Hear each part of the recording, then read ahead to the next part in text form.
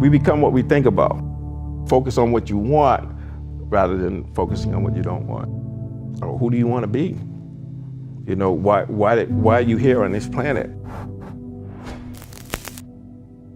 If you live according to the principles of love, compassion, appreciative joy, celebrating other people's successes, but how do you overcome hatred and confusion and just having a good heart? Then I think that's what happened to me. Then I start to get clear about what I like to do and how I could be of service. How can I help other people? That we were wired for success, but it's how we relate to our experience that determines whether we're chipping away or we're, kind of burying that sense of wholeness that we're born with. It's just that we forget it. We don't look inside, we're looking outside. And so unless we're still and we think about it and we understand that I was born with this masterpiece, no one can give it to me or take it away. It's an inside job.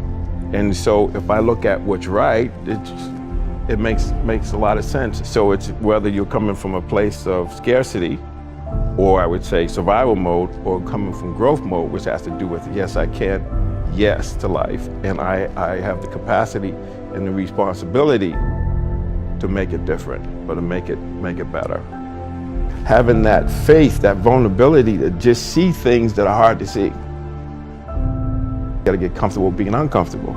So can you handle the truth? It's a question, and if you can't, then if you see that, then you can say, well, if I'm gonna change, I'm gonna have to figure out how to deal with that discomfort until the point that I can see what I need to see, then I can change it. So it's the persistence of continuing to do something until you can do it is most of the work. Is just continuing to make mistakes, learn from mistakes, but the mistakes are viewed as feedback, not as I'm a failure. It's just an event, not who we are. So that error correction is really important. And when you can see it, when you attribute it to something you can learn or change, now you got faith and confidence to do it, versus if you're seeing it like, oh, I'm just not strong enough, I'm not tall enough and all of that. That's what I call the negative community telling you can't do anything, rather than saying, well, let me see what I can do. So it's like a child learning how to walk, right? Same thing. Your life can change. Your life can be more than just a place. It can be your future, your success. This change takes courage. It takes courage to stand up and break down the aspects of your life that you know is holding you back. Let your progress be idolized. Let it speak for itself.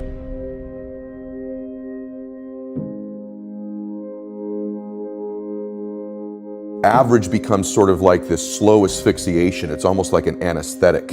And that over time we become kind of immune and dulled to the average that we're becoming. I know this is true, at least for me. You probably experience it yourself too. And so over time we sort of minimize where we're at. In other words, I'm a little pudgy instead of being, no, you're a fat ass, right? You don't magnify the degree to which the pain ought to be affecting you. And so really what he means in that is, listen, you're gonna get out of your life what you'll accept. That's really difficult for people, I think, to understand is, look, what you think you're worth and what you're gonna tolerate is absolutely what you're gonna bring into your life and what the outward part of your life is gonna look like. And so I live by that. Like, I let myself sort of feel the pain and the difficulty of being not where I wanna be in whatever that area is, whether it's my spirituality, my relationships, my money. I let myself feel that pain because, as you know, there's two motivators, right? There's the gaining of pleasure, right? Wanting to go get something, chasing the dream, but then there's the avoidance of pain. And for a lot of champions, that's a pretty big driving force for them. And so at least for me, I leverage both of those things on me to get myself to take action. One of the reasons I'm relatively fit is not just peak state. I have an uncle in my family that died at 50 years old of a heart attack. He's my godfather, my dad's only brother. I kind of resembled him. And I look like him a lot. So on the way back from his funeral, my reticular activator's on heart attacks. On the TV screen on the airplane, I'm listening to music, is the Oprah Winfrey show. She's going through a new heart scan. I've unplugged my headphones, plugged into the airplane one. I scheduled it. I went in. I had a world-class doctor who understood reasons and leverage instead of just prescribing. Because when we coach people, you need to do this, you need to do this. The doctors do it. Take this pill, take this. He understood leverage and reasons. what you do is you take the scan, then you go to lunch, you come back.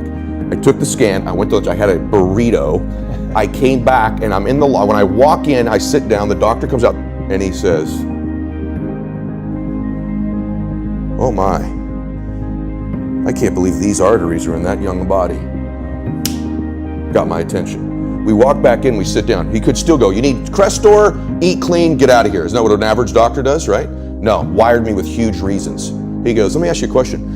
I heard your wife's pregnant. Do you have?" I said, "Yeah, I have a son." And he says, "Do you want to be there when he graduates from high school? To be there for that day?" I said, "Yes, sir, yeah." He goes, "Your wife's pregnant. What do you have?" And I said, "A daughter." This is where you get a dad. He goes, she was 6 months pregnant. He goes, "Do you, would you like to walk her down the aisle on her wedding day, or are you okay that it's some other man?"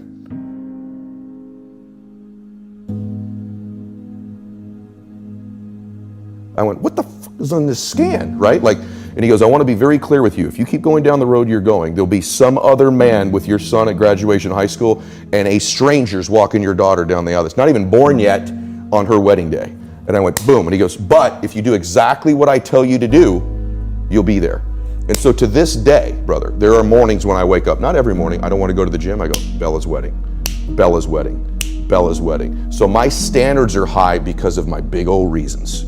Other dudes may miss the gym that day because they're not going to miss their daughter's wedding if they don't go. But I've convinced myself I will. I get emotional.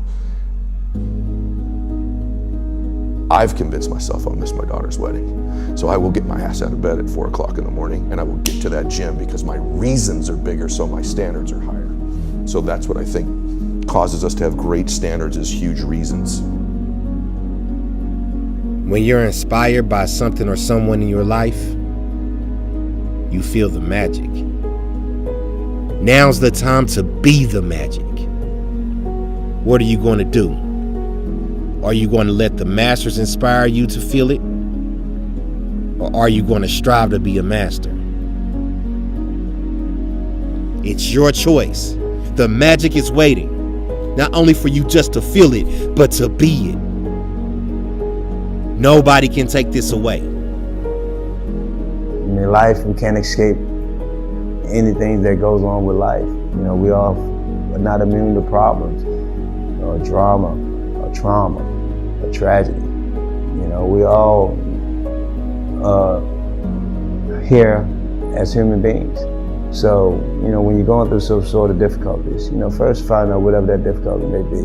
You know, we do within your power in terms of how to start slowly, you know, get yourself out of that situation. And you believe, you be optimistic about it. You know, being negative about a situation, stand in that place, it never helps. You know, it's nothing wrong with understanding that place, feeling bad about it, looking at it for what it is, but don't stay there. You got to get back on that other side and start looking at the resolve, the resolution of it, or how can I get back to feeling good and feeling prosperous again, to where I'm not dealing with this obstacle.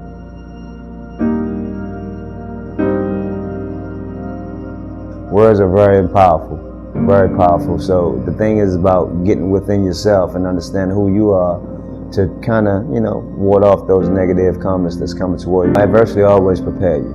You know, you have to go through those things in order to see the light at the end of the light at the end of the tunnel. You know, I don't think anything is gonna just be like this throughout your life. You know, you have to go through that difficult, overcome obstacle.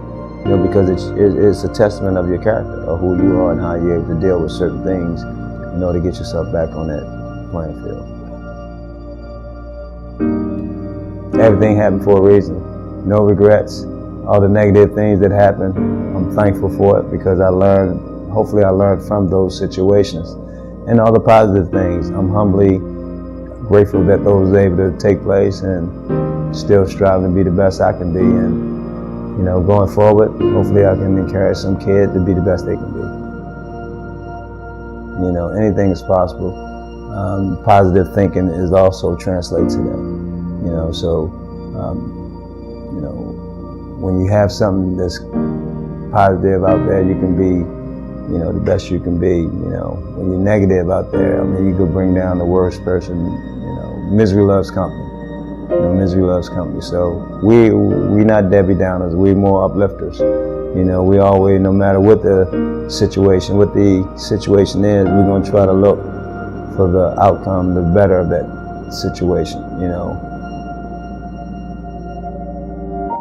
If we can't find a resolution to get out of it, you know, we're going to keep on searching to continue to try to find a resolution to get out of it, because that's what you do.